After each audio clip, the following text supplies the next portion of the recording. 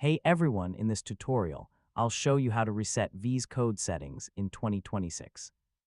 Resetting settings can help when the editor behaves unexpectedly or when you want to return to a cleaner configuration. So let's get started. First, open VS Code and access the settings area. You can search for the setting you want to restore instead of resetting everything immediately. If only one option is causing a problem, locate that setting and reset it to its default value. This is usually the safest approach because it leaves your other preferences unchanged. If you need a broader reset, review the user and workspace settings.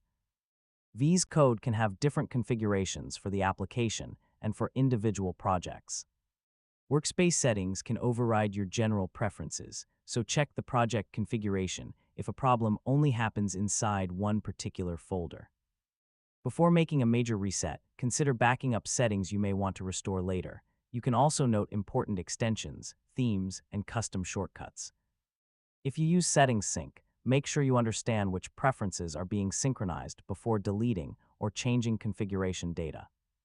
For serious configuration problems, you may need to remove or rename the relevant settings file or reset profile data. Be careful with this approach because it can remove customized preferences. After resetting, restart VS Code and test the editor. Then, add back only the settings you actually need. Don't immediately restore every customization.